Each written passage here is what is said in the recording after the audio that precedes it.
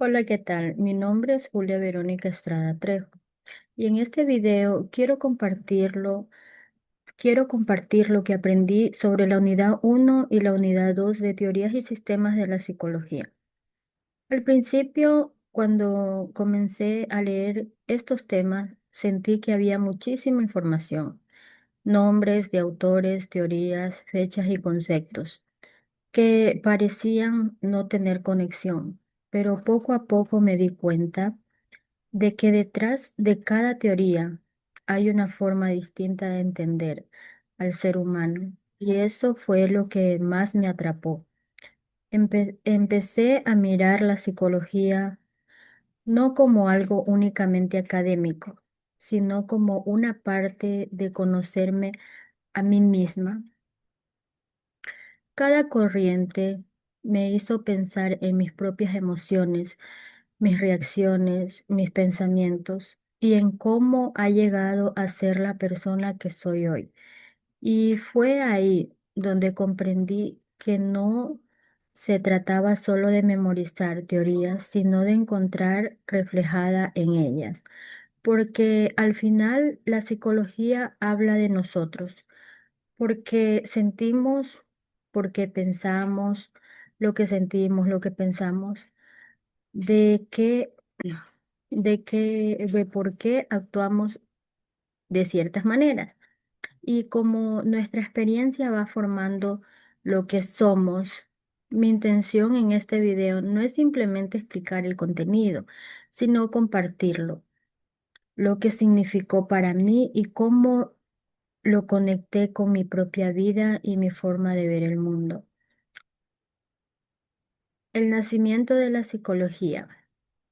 La psicología no empezó como ciencia, sino como parte de la filosofía. En este inicio pensamos, en este inicio, pensadores como Platón y Aristóteles reflexionaban sobre el pensamiento y el conocimiento de preguntas como ¿qué hay hasta hoy? Seguimos tratando de responder qué somos, de dónde vienen nuestras ideas, por qué actuamos como actuamos. Ellos no realizaban experimentos, sino que usaban la razón para intentar comprender la mente humana. Con el tiempo, el interés por entender al ser humano pasó también a la biología. Los científicos empezaron a investigar el cerebro, los nervios y el cuerpo para descubrir cómo se conectan con nuestras emociones y pensamientos.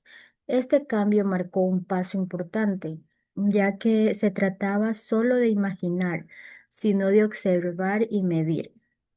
Finalmente, en 1879, Willer Gunn abrió en Alemania el primer laboratorio de psicología. A partir de ese momento, la psicología empezó a ser reconocida como una ciencia para mí.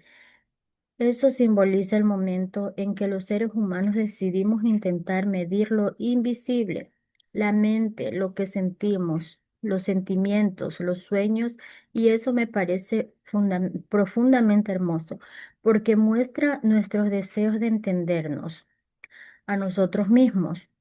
Primera corriente, ¿cómo explicamos la mente?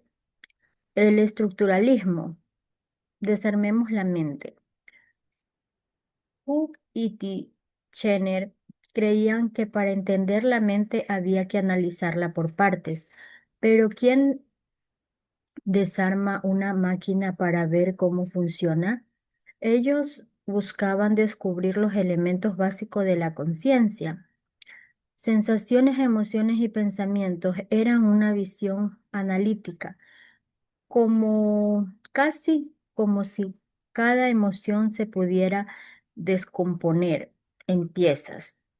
En mi vida muchas veces he hecho eso sin darme cuenta, pero me siento triste.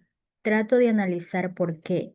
Pienso en qué sentí en mi cuerpo, qué recuerdo me vino a la mente o qué palabra me dolió. Intento desarmar el sentimiento para comprenderlo, e igual lo que hacía el estructuralismo. Este enfoque me enseñó que aunque no siempre logremos entender nuestras emociones completamente, detenernos a analizarlas, nos ayuda a conocernos. A veces el simple hecho de mirar hacia adentro con curiosidad nos da claridad y calma. Funcionalismo. ¿Para qué sentimos lo que sentimos? El funcionalismo impulsado por Gould, por William James, planteó una idea distinta. No basta con saber cómo funciona la mente, sino para qué nos sirven nuestras emociones y pensamientos. Según él, cada sentimiento tiene una función adaptativa. Sobrevivir. Yo lo entendí cuando me di cuenta de que mi ansiedad antes de una explosión no era algo malo, sino una forma en que mi cuerpo se preparaba para rendir mejor. Esa sensación de nervios es en realidad una señal, la que me importa lo que voy a hacer. Así aprendí que las emociones no están dadas, no están para molestarnos, sino para ayudarnos. El funcionalismo me hizo ver que incluso el miedo o la tristeza tiene un propósito y que si los escuchamos pueden guiarnos hacia nuestro bienestar. Conductismo, aprendemos por lo que vivimos. Después vino el conductismo con autores de John Watson y B. F. Skinner, quienes dijeron que lo importante no era lo que pensábamos, sino lo que hacemos. Para ellos, la conducta es lo que puede observarse y medirse. Y el aprendizaje se da a través de la repetición, la recompensa y el castigo. Yo no veo cosas simples, aprendí a ser responsable, porque cuando cumplía con mis tareas, mi familia confiaba en mí. Ese reconocimiento se convirtió en una forma de esfuerzo positivo para moldear mi conducta. El conductismo me enseñó de muchas de las cosas que hacemos no son casuales, se forman a base de nuestras experiencias, en cómo nos trataron y en qué recompensas recibimos. Todo comportamiento tiene una historia detrás. Gustan, la mente ve totalidades. La Gestalt, que significa forma o configuración en alemán, nos enseña que la mente no percibe las cosas por partes, sino como todo. Los psicólogos de esta corriente, como Kotler y Wertheimer, mostraron que nuestra mente organiza en realidad de forma global. Por ejemplo, cuando escuchamos una canción que nos gusta, nos analizamos nota por nota. Simplemente la sentimos completa. Lo mismo pasa con la vida. No podemos entenderla si la fragmentamos porque todo está conectado.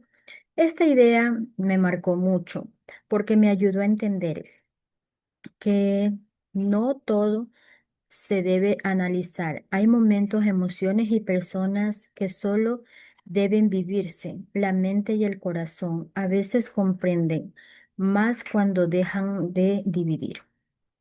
Humanismo. Todos podemos crecer. El humanismo con autores.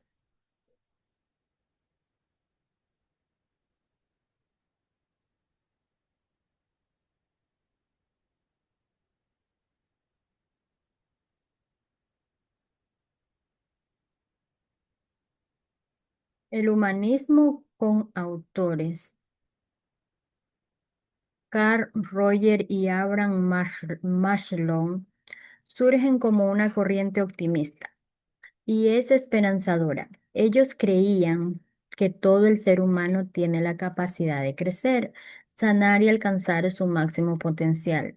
Si recibes amor, comprensión y apoyo. Esta división me tocó profundamente, me hizo pensar que aunque hayamos vivido las cosas difíciles, no estamos condenados a repetir nuestra historia. Siempre podemos transformarnos si encontramos un entorno que nos permita ser auténticos. El humanismo me recordó que cada persona tiene dentro de sí una semilla de cambio. A veces solo necesitamos un poco de comprensión para florecer. El cognitivismo. El cognitivismo, la mente es constructora. En el cognitivismo, la psicología dio un giro hacia entender cómo pensamos, recordamos y aprendemos. Esta corriente sostiene que la mente no copia la realidad, sino que la interpreta. No somos grabadoras, sino constructores de significado. Yo lo comprobé cuando aprendí a cocinar. Al principio seguía las recetas al pie de la letra, pero luego, con el tiempo, comencé a hacer cambios, probar nuestros ingredientes y crear mis propias combinaciones. No repetí, recreé. El cognitivismo me enseñó que aprender no es acumular datos, sino darle sentido. Aprender es transformar la información en algo que tiene significado para nosotros.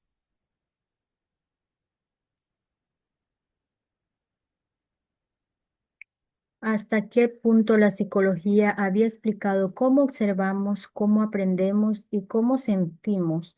Pero aún faltaba algo ¿qué pasa con lo que callamos? Ahí aparece Sigmund Freud con una nueva mirada que cambiará a la psicología para siempre. Eh, bueno, voy a hablar sobre la unidad 2, el psicoanálisis y la vida interna. Freud fue el primero en afirmar que somos completamente conscientes de lo que hacemos. Existe un inconsciente que guarda nuestras heridas, deseos, emociones reprimidas y muchas veces se manifiesta sin que nos demos cuenta. Yo lo vi en cuanto noté que a veces reaccionaba con enojo o con tristeza por cosas pequeñas. Después entendí que no se trataba de lo que acaba de pasar, sino de algo más profundo, de algo que venía de antes. Eso es el inconsciente hablando. Freud ayudó que que lo que callamos también nos habla, solo que en otro idioma. El de los sueños, los lapsus, sus reacciones automáticas. Lo que no se dice con palabras se dice con el cuerpo. Estructura de personalidad. Freud explicó que nuestra personalidad se divide en tres partes. El ello, que representa el impulso, los deseos. El yo, que envía, evalúa la realidad. Y el super yo, que encarna la moral y las normas. En mí esa lucha se da todos los días. Una parte quiere descansar, otra me recuerda mis responsabilidades y otra me empuja a hacer todo bien. Vivir es equilibrar esas tres voces internas. Entender que hizo ser más compasiva conmigo misma, ya que veo mis contradicciones como debilidades, sino parte de mi naturaleza humana. Sueños y actos fallidos. Freud decía que los sueños son la vía de acceso al inconsciente. Lo que no decimos despierto, los decimos dormido. A veces sueño que pierdo cosas, pero estoy preocupada. O, o que me quedo. sin voz, cuando tengo miedo de expresar algo. También están los actos fallidos, como decir el nombre de alguien sin querer. Eso no es simple error, es el inconsciente asomándose, mostrando algo que queríamos ocultar. Estos conceptos me hirieron. Ver lo que todo en nosotros tiene un sentido. Incluso lo que parece un error tiene un mensaje, solo hay que aprender a escucharlos. Autores después de Freud, Carl Jung habló de lo simbólico y de los arqueotipos, arqueotipos universales. Decía que todos compartimos una mente colectiva llena de historias, llena de símbolos, el héroe, la sombra, la madre. Por eso nos identificamos con historias de lucha y transformación. Yo también lucho conmigo misma. Todos tenemos una sombra que nos reta a crecer. Alfred Adler propuso que lo que nos mueve muchas veces en el deseo de sentirnos suficiente cuando sentimos que nos falta algo. Buscamos superarnos. A mí me ha pasado. Mis ganas de mejorar nacen muchas veces al deseo de mostrarme que soy capaz. Karen Horney habló de la importancia del amor en la infancia. Si no recibimos cariño, crecemos buscando aprobación, alejándonos por miedo a ser rechazados. Yo he sentido esas tres reacciones y me di cuenta de qué forma en que amamos tiene raíces muy profundas. Eric Fromm, por su parte, dijo que todos buscamos libertad, pero también tenemos miedo a estar solos, tememos a estar solos. Y es verdad, a veces queremos volar, pero con la seguridad de que alguien nos espere. Después de estudiar estas unidades entendí algo muy profundo. No somos solo razón, ni solo emociones, somos historias, culturas, cuerpos, memoria y deseo. Todo lo que hemos vivido y también lo que callamos nos forma. La psicología me enseñó que somos un proceso en constante construcción. Somos lo que aprendimos afuera y lo que guardamos adentro, lo que decimos y lo que callamos. Y lo más bonito es saber que no estamos terminados. Cada día tenemos la oportunidad de crecer un poco más. Gracias por escucharme. Espero que este recorrido por las teorías del sistema de la psicología también te haya hecho pensar en tus emociones y en tu historia, porque conocerse es el final del primer paso para vivir en paz. Muchas gracias.